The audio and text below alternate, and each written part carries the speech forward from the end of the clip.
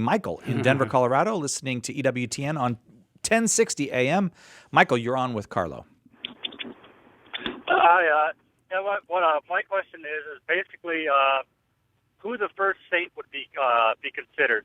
Would it be the man on the cross next to Christ when he said, "Today you'll be with me in paradise"? Would it be Moses? Right. Because you never really hear Saint Moses, you never hear Right.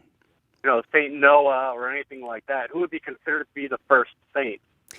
Yeah, well, if you're asking for sort of the first saint in an official capacity where the terminology was used, I'm going to have to answer, I don't know the answer to that question.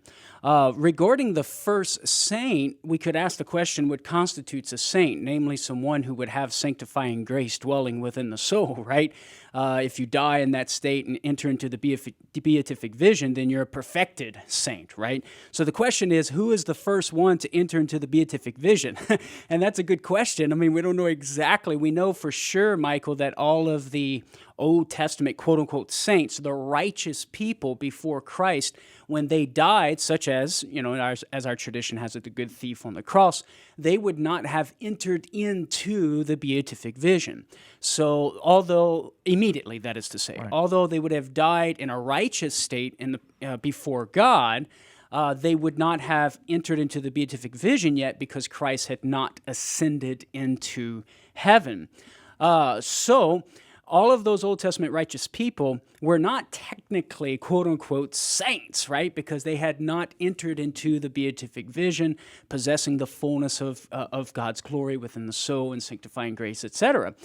Now, we know, according to divine revelation and church teaching, that those Old Testament righteous, quote-unquote saints, those Old Testament righteous people went into heaven with Christ as he ascended and opened up the gates of heaven, and those souls would have entered into the beatific vision, and then thus be properly understood as saints in the perfected sense, in the full sense. So the question is, which one of those souls made it through the gates first, right? And of course, we just simply do not know.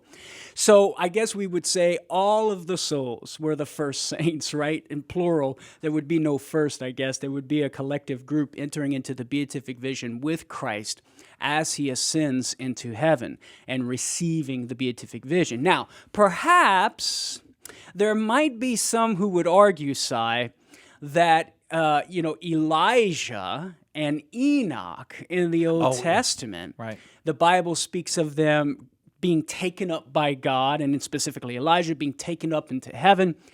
There's a little debate about whether or not these two individuals actually entered into the beatific vision prior to Christ's ascension or not. There's a little bit of debate.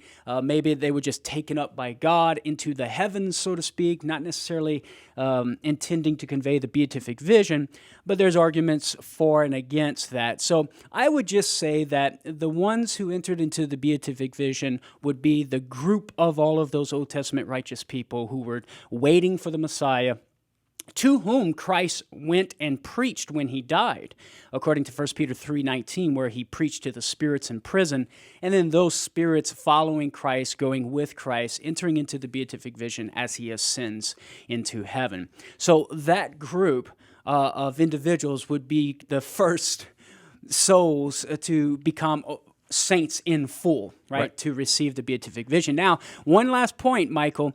If we're talking about first chronologically, that's how I would answer it. But if we're talking about first in the sense of the greatest of saints, well, then, of course, that would be Mama Mary, the Blessed Virgin Mary, right? Because she is the greatest of all saints. She is the Queen of Saints. So that's how I would answer it. Thanks, Michael.